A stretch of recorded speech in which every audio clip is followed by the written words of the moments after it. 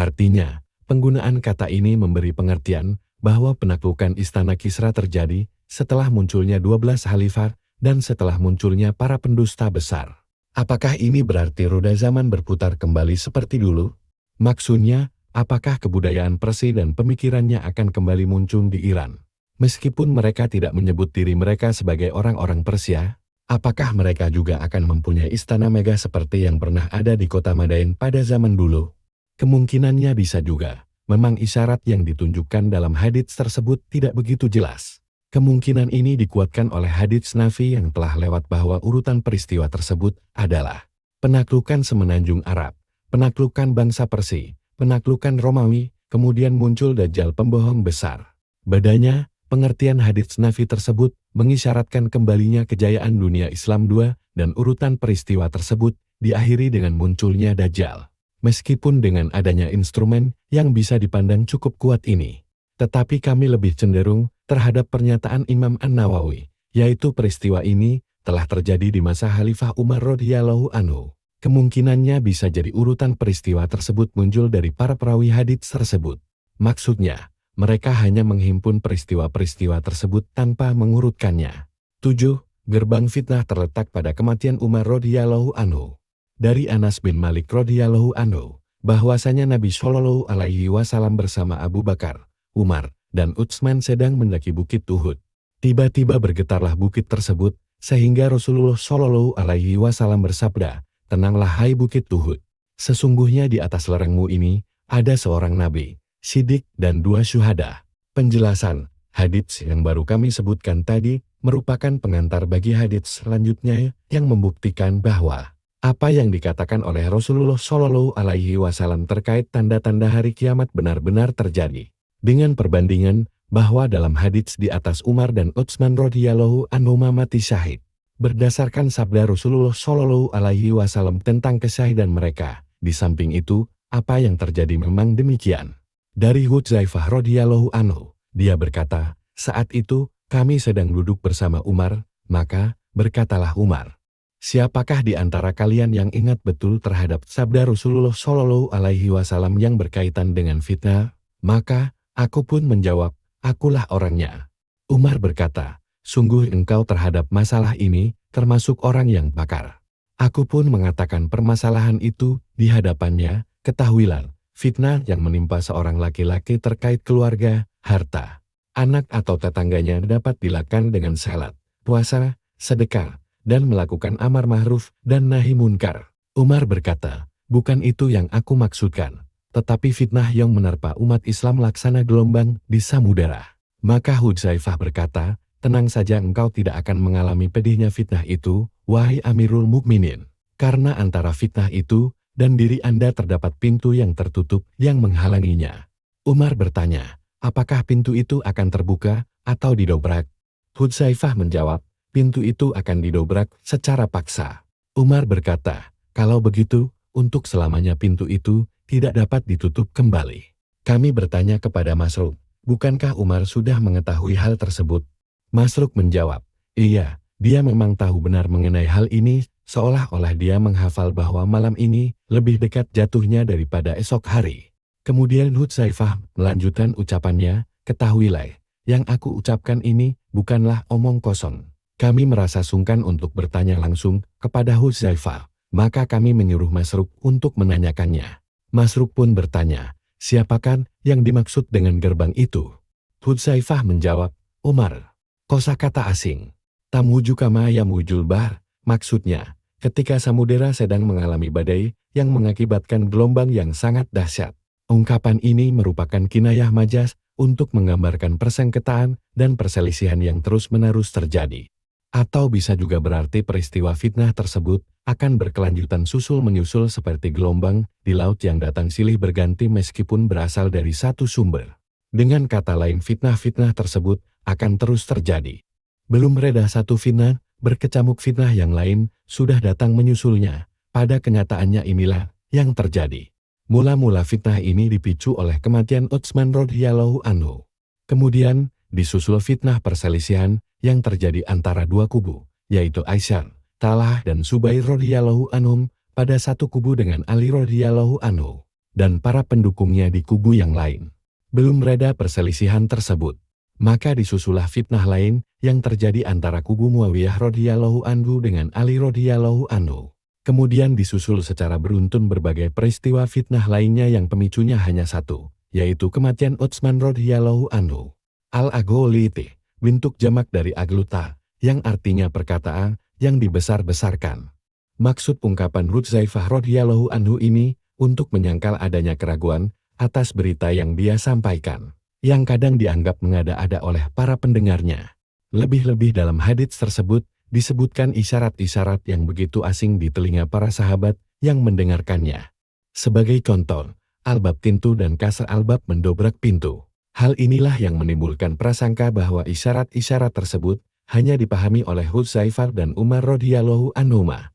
Untuk menolaknya, secara terus terang Hudzaifah radhiyallahu anhu menyatakan bahwa apa yang dikatakannya itu bukanlah berasal dari pikiran atau ijtihadnya, tetapi bersumber dari perkataan orang yang jujur dan dapat dipercaya, yaitu penghulu manusia, Rasulullah Shallallahu Alaihi Wasallam. Penjelasan, di dalam hadits tersebut ada isyarat yang jelas bahwa Umar bin Khattab radhiyallahu anhu merupakan penghalang bagi timbulnya fitnah yang akan bergejolak di tengah umat Islam. Dengan kematiannya, maka berbagai fitnah mulai melanda umat Islam laksana ombak di samudera yang tiada henti. Sebenarnya Umar radhiyallahu anhu sendiri tahu akan hal ini, karena dia juga mendengar langsung dari Rasulullah Shallallahu Alaihi Wasallam. Tetapi untuk lebih meyakinkan dirinya, maka dia menanyakan kepada para sahabat yang lain. Mungkin untuk maksud inilah, dia menanyakannya, bisa jadi karena ingin mengoreksi pemahamannya terhadap hadits tersebut. Lebih-lebih dalam hadits tersebut, terdapat isyarat-isyarat yang memerlukan penjelasan. Kandungan dari hadits ini tidak hanya dikhususkan untuk Hudzaifah radhiyallahu anhu saja, tetapi para sahabat yang lain juga memahami demikian. Hal ini dikuatkan dengan apa yang diriwayatkan dari Abu Dzar Al-Ghifari radhiyallahu anhu.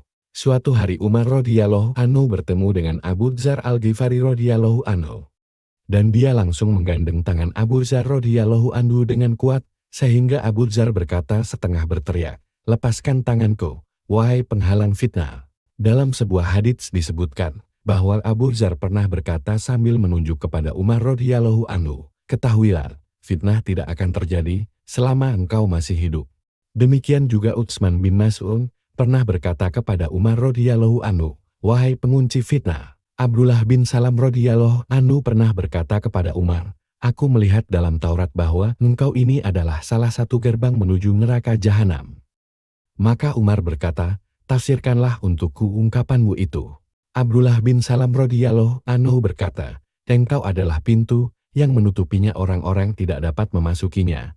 Tetapi sepeninggalmu terbukalah pintu itu." Mukhtasar Sirah Ar-Rasul. Khalifah Umar bin Khattab radhiyallahu anhu meninggal pada 4 hari sebelum bulan Zulhijjah berakhir di tahun 24 Hijriah. Dengan kematiannya ini, maka terdobraklah pintu fitnah yang datang seperti ombak di samudera. Catatan, perlu diperhatikan, dalam hadits tersebut, terdapat simbol yang tercermin dalam penggunaan lafal albab, kasr albab dan fath albab. Ini penting untuk diperhatikan khususnya berkaitan dengan hadits yang menunjukkan tanda-tanda hari kiamat. Besar kemungkinan hikmah di balik itu semua adalah agar tidak menimbulkan fitnah di kalangan orang awam. Dengan membiarkan hal ini hanya dipahami oleh kalangan terbatas yang mempunyai pemahaman yang mendalam. Sidot syahidnya Utsman radhiyallahu anhu dan awal mula fitnah yang besar. Setelah wafatnya Khalifah Umar radhiyallahu anhu, kaum muslimin bersepakat untuk melantik Utsman bin Affan radhiyallahu anhu sebagai khalifah berikutnya. Memang karakter Khalifah Utsman radhiyallahu anhu dalam pengatur urusan kehilafahan yang agak longgar berbeda dengan dua pendahulunya. Sehingga para provokator di Kufah dan Mesir menggunakan kesempatan ini untuk mengobarkan fitnah di tengah umat Islam. Dengan menuduh Utsman radhiyallahu anhu banyak melakukan praktek nepotis. Mula-mula api fitnah ini tersulut di Irak kemudian menjalar ke Mesir dengan Abdullah bin Sabah sebagai gembongnya. Mulailah dia mengobarkan fitnah pembunuhan karakter yang bertujuan agar orang-orang membenci Utsman radhiyallahu anhu serta memprovokasi mereka agar membunuhnya. Bahkan seorang Yahudi yang pura-pura masuk Islam inilah yang menjadi otak di balik pengepungan kediaman Utsman radhiyallahu anhu hingga beliau terbunuh. Dengan terbunuhnya Utsman radhiyallahu anhu maka tersulutlah api fitnah dan sekaligus menjadi sebab bagi fitnah-fitnah selanjutnya yang melanda umat Islam hingga saat ini. Dengan demikian apa yang dikabarkan Rasulullah Shallallahu Alaihi Wasallam dalam sabdanya serta sifat yang diberikan kepada Utsman radhiyallahu anhu benar-benar menjadi kenyataan. Selain beberapa atsar yang telah kami sebutkan, berikut ini adalah atsar-atsar yang lebih rinci dalam menunjukkan sumber munculnya fitnah yang di dalamnya termasuk kematian Utsman radhiyallahu anhu. 1. Syahidnya Utsman radhiyallahu anhu merupakan salah satu pertanda hari kiamat. Dri Hudzaifah Ibnul Yaman radhiyallahu anhu bersabda Rasulullah Shallallahu Alaihi Wasallam, demi zat yang jiwa ini dalam genggaman kekuasaannya, ketahuilah hari kiamat tidak akan terjadi sehingga kalian membunuh imam kalian dan kalian akan saling tebas dengan pedang-pedang kalian. Akhirnya dunia ini akan dikuasai oleh orang-orang yang jahat di antara kalian. Penjelasan hadits ini mengisyaratkan bahwa terbunuhnya Utsman radhiyallahu anhu serta fitnah yang terjadi setelahnya merupakan bukti kenabian mukjizat dari Nabi Muhammad Shallallahu Alaihi Wasallam, yaitu dengan terjadinya apa yang pernah beliau beritakan.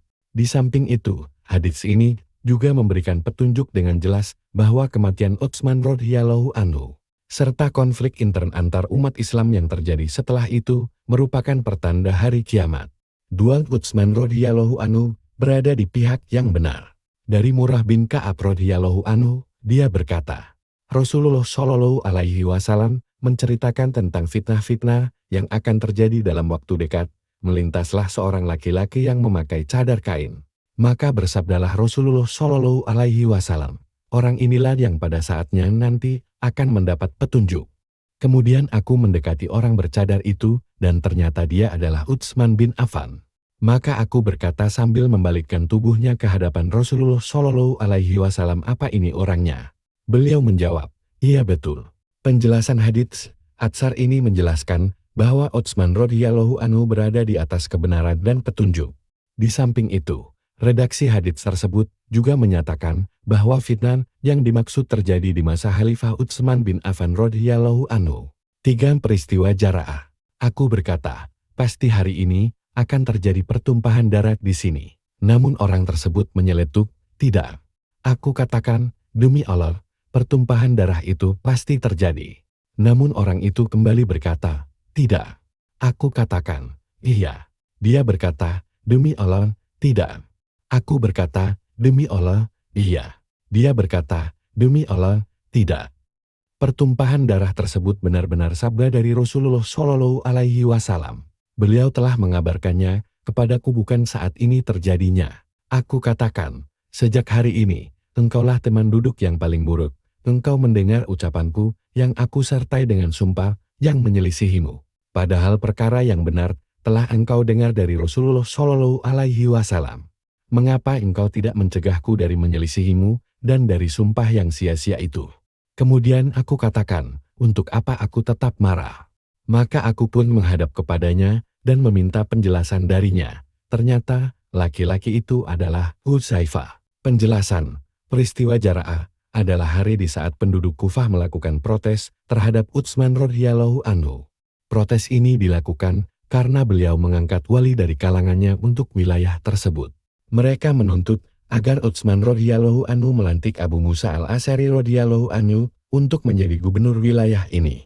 Akhirnya permintaan ini dikabulkan oleh Khalifah Utsman radhiyallahu anhu. Setidaknya dari redaksi hadits tersebut tergambarkan ketegangan yang terjadi di kota Jara'ah dan akan ada pertumpahan darah antara pihak Utsman radhiyallahu anhu dan penduduk kota.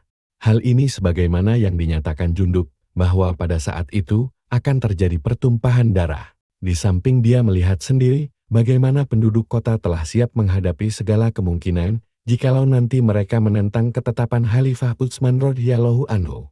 Hudzaifah radhiyallahu anhu yang pada saat itu duduk bersama Jundub radhiyallahu anhu mengeluarkan sumpah bahwa pertumpahan darah itu tidak akan terjadi. Pada kelanjutannya dua orang yang bersahabat ini saling mengucapkan sumpahnya untuk meneguhkan pernyataan masing-masing. Pada akhirnya Hudzaifah mengakhiri ketegangan dengan sahabatnya itu dengan sebuah penjelasan bahwa dia mengatakan pernyataannya itu berdasarkan hadits yang dia dengar dari Rasulullah Shallallahu Alaihi Wasallam. Akibatnya Jundub agak kesal dan berkata tanpa mengetahui bahwa kawan duduknya tersebut adalah Hudzaifah radhiyallahu anhu. Engkau ini teman yang paling buruk. Jundub radhiyallahu anhu amat kesal karena Hudzaifah membiarkannya bersumpah atas suatu perkara padahal Hudzaifah radhiyallahu anhu mengetahui hadits Nabi Shallallahu alaihi wasallam yang menyelisihi sumpah Jundub radhiyallahu anhu.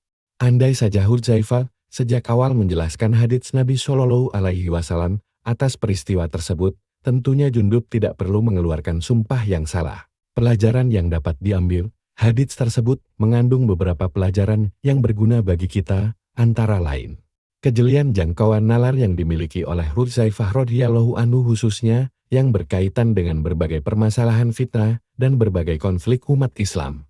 Hadits tersebut menjelaskan betapa Rasulullah Shallallahu alaihi wasallam menaruh perhatian yang sangat besar kepada para sahabatnya. Bahkan sampai pada tingkat yang paling detail sekalipun. Beliau tetap mengabarkan kepada para sahabatnya meskipun fitnah yang beliau terangkan tidak sampai mengakibatkan pertumpahan darah. Dan ini sangat jelas sekali dibuktikan dalam peristiwa Jara'ah.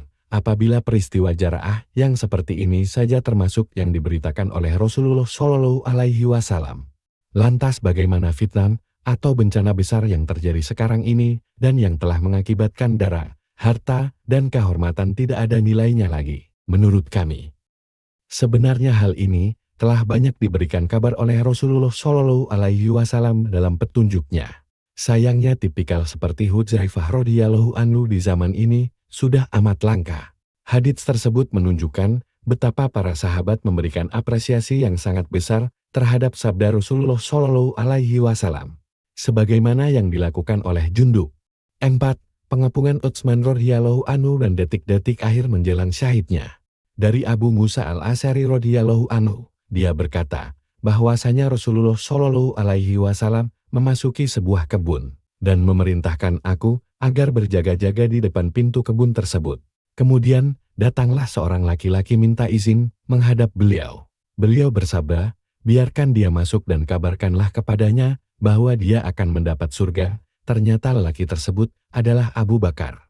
Kemudian datang lagi seorang laki-laki, maka Rasulullah Shallallahu alaihi wasallam bersabda, biarkanlah dia masuk dan berilah dia kabar gembira bahwa dirinya akan mendapat surga. Kemudian datanglah orang ketiga, maka Rasulullah Shallallahu alaihi wasallam terdiam sejenak, kemudian bersabda, biarkan dia masuk dan berilah dia kabar gembira bahwa dirinya akan masuk surga karena cobaan hidup yang menimpanya. Ternyata orang ketiga ini adalah Utsman bin Affan. Penjelasan, hadits ini ada isyarat bahwa fitnah yang amat besar akan terjadi di zaman Khalifah Utsman radhiyallahu anhu. Bahkan fitnah itulah yang menyebabkan beliau terbunuh. Pelajaran yang dapat diambil, kadang ada yang mengatakan, sesungguhnya apa yang terjadi pada Umar radhiyallahu kelihatannya terjadi juga pada Utsman radhiyallahu anhu. Akan tetapi Rasulullah Shallallahu alaihi wasallam tidak mengabarkan kepada Abu Musa radhiyallahu anhu tentang nasib Umar radhiyallahu anhu sebagaimana beliau mengabarkan tentang Utsman radhiyallahu anhu. Karena apa yang terjadi pada Utsman radhiyallahu anhu bisa disebut musibah atau ujian yang amat. Jawaban atas pernyataan ini, ada perbedaan yang jelas di antara musibah yang menimpa Umar radhiyallahu anhu dan musibah yang menimpa Utsman radhiyallahu anhu. Dalam hal ini tidak ada salahnya jika dikatakan bahwa apa yang menimpa keduanya merupakan ujian atau ujian yang amat besar. Umar bin Khattab radhiyallahu anhu, sebagaimana yang diketahui, beliau meninggal karena dibunuh oleh orang Majusi dan kematiannya ini tidak mengakibatkan adanya fitnah yang besar di kalangan para sahabat sesudahnya. Sementara menjelang wafatnya Utsman radhiyallahu anhu, telah terjadi semacam intrik dari sekelompok orang yang bertujuan untuk memaksulkannya dari kursi khilafah. Hal ini disebabkan mereka memandangnya sebagai orang yang salim dan semena-mena. Padahal beliau adalah orang yang sama sekali tidak melakukan apa yang mereka tuduhkan. Bahkan beliau telah memberikan argumen yang tuntas atas semua yang dituduhkan oleh orang-orang tersebut. Akan tetapi mereka tetap merasa tidak puas dengan itu. Hingga pada akhirnya berujung pada penyerangan yang mereka lakukan terhadap kediaman Utsman radhiyallahu anhu serta merobek-robek kehormatan keluarga beliau. Dengan demikian, dapat disimpulkan bahwa bencana yang membedakan antara Utsman dengan Umar bukanlah karena keduanya syahid terbunuh. tetapi lebih menunjuk pada peristiwa sebelum kematian yang tergambar dalam usaha pengepungan dan teror yang sangat menyakitkan itu.